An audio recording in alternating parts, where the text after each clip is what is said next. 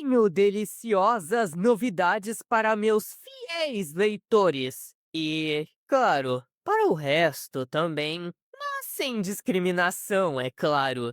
Nossos políticos finalmente decidiram tomar uma atitude.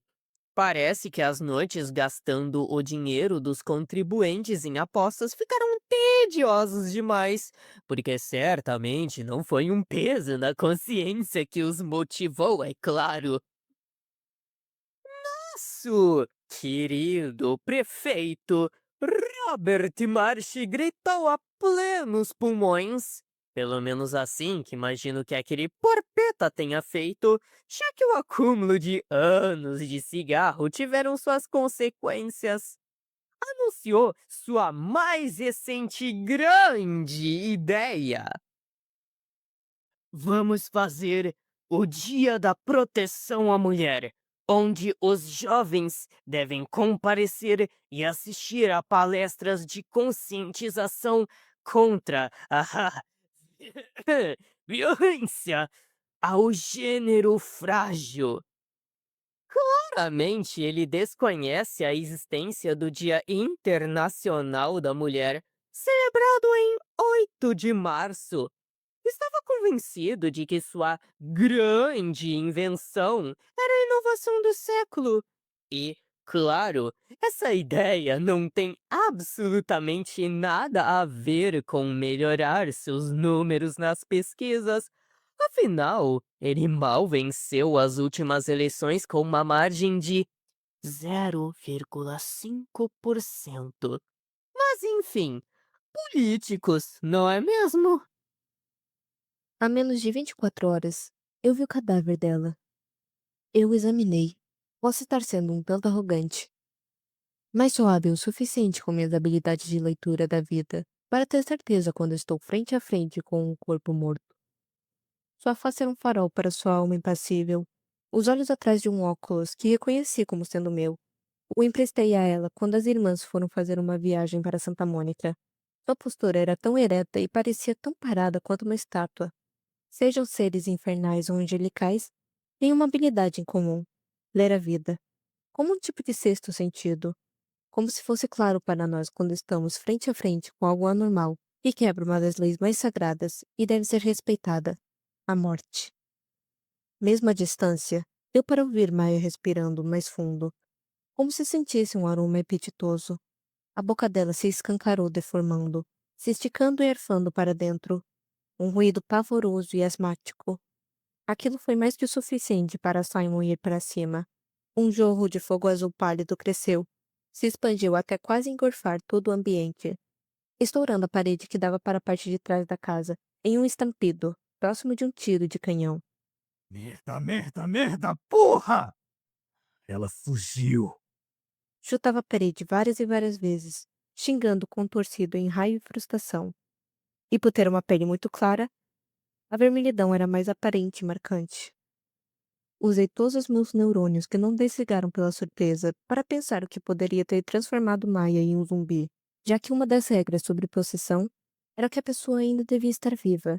Isso sempre valeu para os demônios, porém nunca houve nenhuma comprovação de que as regras eram iguais para seres de além de nossa realidade. Simon? Aproximei em passos lentos, o observando com um olhar tranquilizador. Por favor, se acalme. Abruptamente, sua vermelhidão se alastrou para as orelhas e o pescoço, causadas por algo que imaginei que fosse vergonha. Vocês também ficariam se dessem um chilique daqueles na frente de uma pessoa que acabaram de conhecer. Tem razão, eu perdi o controle. Tirou do bolso de trás da calça um maço de cigarros, colocando um preso nos dentes e o acendendo com uma chama da ponta do polegar, tragando. Vamos. Quero colocar esse lugar abaixo. Hoje soou marcando 2 da tarde, se espalhando e chegando até nós, como um sinal de que era hora de sairmos dali.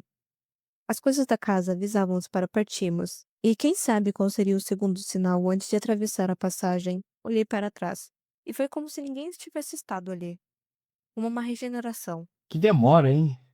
Felipe tirava algumas fotos com uma câmera bem profissional de flash forte. Encontrar alguma coisa? Expliquei de forma sucinta. Se Simon tentasse abrir a boca, tamanha era a raiva, gaguejaria até perder o fôlego. sem conseguir chegar no cerne da questão. Maia não é a única zumbi. Esse cara aqui estava morto há mais ou menos uns 3 horas. Vou dar um jeito de levar o corpo desse coitado para um tratamento digno. E vocês devem investigar o apartamento. Deu um daqueles assobios que tem que colocar o dedo na boca, e então pousou em seu braço um corvo de olhar como a lua. Uma invocação? Isso, Robin. Esse aqui é um dos meus servos mais fiéis. Explicar para ele como ela é? Pode nos ajudar. Não acho que vai arrancar o nome de um de nós tão fácil. Eu não tinha essa intenção, Simon. Sei apontar o dedo na cara dele. Desculpa, se eu não tenho esse costume infeliz de guardar um segredo idiota como o meu próprio nome. Senti um incômodo neles, sabendo o meu e eu não fazendo ideia do deles. Sabia bem como era importante ter essa proteção. Vocês devem partir.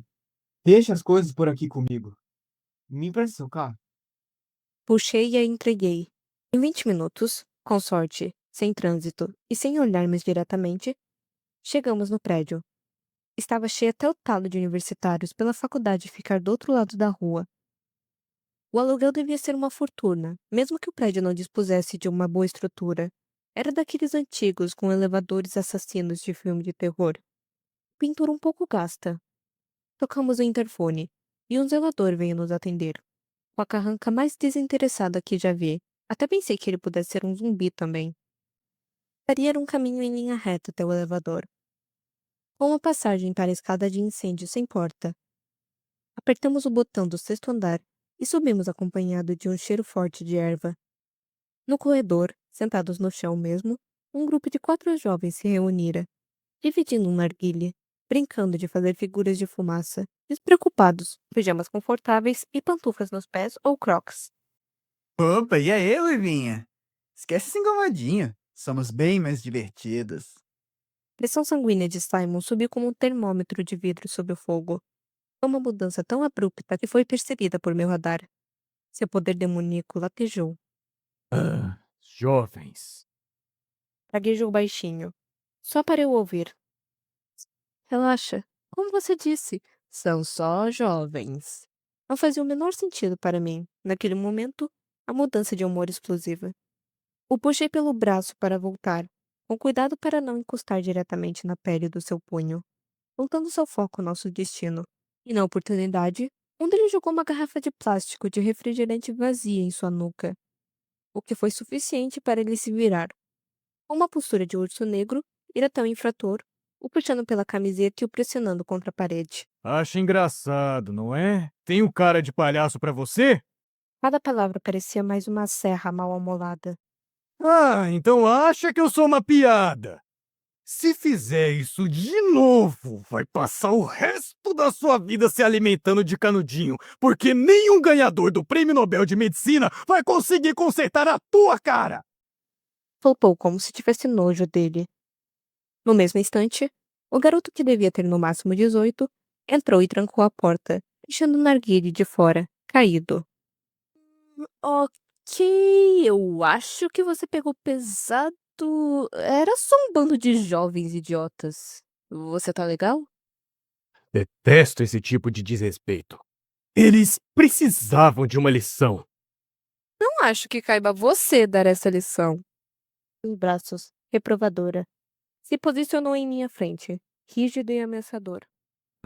Faz alguma ideia de quem eu sou? Não, eu não sei. A careta sentiu que falou demais. Agora, podemos continuar com o motivo de estarmos aqui, como adultos? Ou vai tentar matar mais alguém? Eu não mato mortais. Desnecessário. Mas mandar pra UTI tá valendo, né? Expirou e expirou, 4 vezes, ainda soltando um pouco de fumaça. Pinou o nariz arrogante, feito um garotinho, certo de que fez o correto. Por agora, vamos procurar pistas no apartamento. O número dela. 65. Aquele ali com enfeite na porta. Sabe fazer isso. Fechaduras? Bem, digamos que eu já tive meus tempos de rebeldia. Como todos os adolescentes, Não deixava portas atrapalharem minha diversão. Hipócrita da parte dele tratar com tanta agressividade aqueles rapazes, sendo que ele mesmo já foi um transgressor. A porta se abriu, e a única coisa que vi foi o corpo de Andressa, a namorada de Maia, pendurado pelo pescoço por uma corda. Engoli em seco. O odor desagradável assinalava de que já devia estar morta há algum tempo. Tomei coragem e, com a mão enluvada, puxei a manga da blusa, revelando uma marca, uma pinta de nascença. A pele acinzentada, meio azulada e o rosto vazio. As pálpebras caídas, mas ainda abertas, deixando os olhos tristonhos à mostra. Os lábios arroxeados e moles. As cortinas fechadas com um pouco de luz perpassando o tecido deixavam o ambiente com uma penumbra suave. Em outras circunstâncias, a iluminação seria ótima para tirar um cochilo. Quer sair daqui? Tomar um café ou chá, o que você preferir. Eu sei que suicídio mexe com sua natureza. Eu te encontro depois. Isso não te incomoda? Não muito. O cheiro é a pior parte. Você que tá perguntando isso? De onde eu venho? Eu já vi coisas piores. Realmente sentiu que foi além do ideal. Pago a sua bebida. Talvez depois. Alguma das suas habilidades é útil? Posso invocar algum outro demônio, mas nenhum deles vai prestar. Pode convocar um cão infernal? Ele pode farejar alguma pista. Olha, não é uma má ideia. E eu tenho um perfeito para esse trabalho. Me afastei alguns passos. Minha presença poderia atrapalhar. Ele esfregou as palmas das mãos e bateu 3 vezes. Deus me convocar. A voz era grave, como um rosnado que soava como se saísse do além. Vamos, pare de frescura. Não é porque é um marquês que pode exigir alguma coisa. Senhor, perdão. Não sabia que era você. Fique em uma forma portátil. O espaço é pequeno e eu não quero assustar minha companheira. Como desejar, milord. As sombras, uma pequena figura surgiu. Lembrava bastante um intermediário de lobo cinzento e husky. De olhos verdes-limão, ao invés de uma cauda peluda, tinha uma serpente de cor jade no lugar. Ah, ele até que é bonitinho. Ele se imperticou, ofendido. Como ousa? Não deveria ter o direito. Sim, ele é bonitinho. Nessa forma, pelo menos. Analisou com um olhar cinzivo para ele. Puxei o meu celular e comecei a escrever. Amon, certo?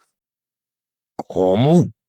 Hoje em dia tem tudo na internet. Uma pequena pesquisa pode salvar vidas. Então, Amon, poderia rastrear alguma coisa suspeita? Por favor? Mas que porra! Essa tecnologia de hoje em dia ainda será a nossa ruína. Começou a farejar, entrando nos 2 quartos de trás. A sensação como um peso no estômago me fez lembrar que tipo de lugar eu estava agora. Pode chorar se quiser. Não estou triste. Nunca conheci. Só preciso de 1 minuto. Fiz um esforço para tomar o controle do meu fôlego de volta. Deu uns tapinhas no meu ombro, meio bruto e seco. A sala e a cozinha ficavam misturadas, separadas apenas por um balcão de mármore. Nada no sofá, nem atrás dele. Olhei o móvel embaixo da TV e só achei um monte de garrafas de groselha cheias e sem rótulos, algumas vazias. A cozinha, organizada e limpa. Espiei nos armários, 2 caixas de cereal Fruit Loops, um pote de açúcar, mistura para panquecas, pêssego em calda, feijão enlatado, algumas latas de spam, até pão enlatado elas tinham, e um jarro cheio de minhocas de gelatina. Não conhecia a marca, lembrava mais lacraias, e os espinhos tinham uma coloração branca. Abri a geladeira. Encontrei uma bagunça, frutas meio comidas, garrafas de leite aberta e meio bebidas, um vidro de pepinos estilhaçado. Na parte do congelador, as caixas de comida congeladas foram rasgadas ao meio e depois recolocadas, e as carnes de hambúrguer foram mordidas e cuspidas. Alguém passou ali, mas que tipo de pessoa faria aquele tipo de bagunça? Concluir ter sido algum ser com polegares opositores e sem nenhum tipo de consciência, ou seja, um zumbi. Seja quem fosse, procurava algo que agradasse o seu paladar. Peguei o celular e tirei algumas fotos. Fechei a porta e voltei para a sala de cabeça baixa, ainda bem pensativa. O que agradaria um paladar de um zumbi? Apenas a ideia de carne humana era enjoosa e me causava vertigem. Dei alguns passos para trás, de ré, para ter uma perspectiva ampla do local, e acabei tropeçando numa garrafa vazia, caindo de costas no chão. Soltei um gritinho. Foi bem no roxo que se formava pelo empurrão de mais cedo. Você tá legal? Sim, eu acho. Ei, achei um bilhete. Falei ainda caída. Na mesma hora ele voltou, me erguendo pelas laterais dos meus braços, cobertos pela minha jaqueta. Com uma facilidade impressionante. Era forte até para um homem daquele tamanho, e eu não era uma mulher leve. Escrito em letras trêmulas e garrafais: Maia, a culpa é toda minha. Vou pagar pelos meus pecados. Que ele tenha piedade da minha alma, e que a morte seja gentil. O papel grosso, manchado de lágrimas e de algo vermelho, mas não sangue nem tinta. Era meio transparente. Pediu e o entreguei sem pensar. Eu sabia pouco da vida de Maia e Andressa. Elas eram um casal feliz e saudável, sem grandes histórias e nem brigas pesadas. Como poderia ter tido um fim tão trágico? A porta de madeira se abriu como se um vento inexistente a empurrasse. Um rangido solitário, macabro, e do outro lado, Maia com uma faca comprida na mão e com lágrimas de sangue saindo de seus olhos. Por debaixo de um par de óculos escuros. Mais um gorgolejar animal. Asqueroso. Quase não deu para entender. E sua respiração era muito parecida com o de alguém congestionado, entupido de catarro.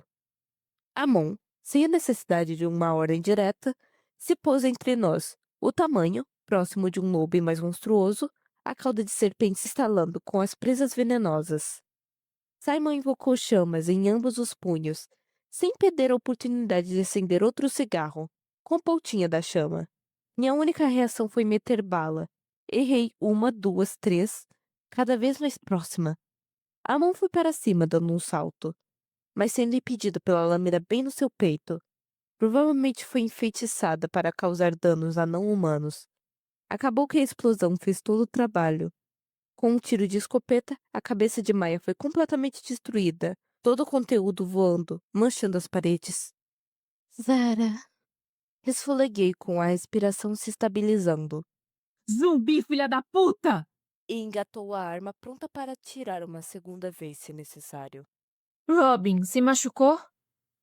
Não. Graças a você, não. Senhorita Lavu? Onde aprendeu a atirar assim? Cacei bastante com a minha família na infância. Já cacei de patos a cervos. Como sabia da Maia?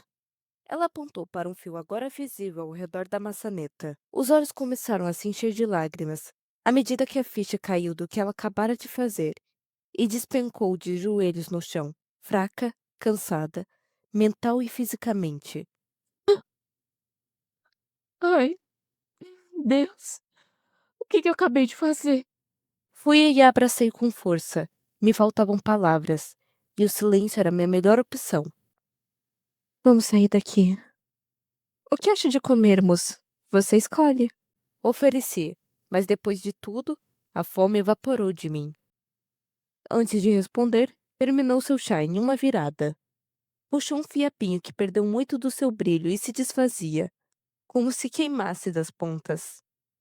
No meu aniversário, há alguns meses, Maia me deu um fio prateado, uma magia antiga que eu não conhecia. Ele que me guiou até aqui. Você não é especialista em magia de fios? Eu pensei que era. Até acho que seja algo que ela tenha descoberto ou redescoberto, não sei.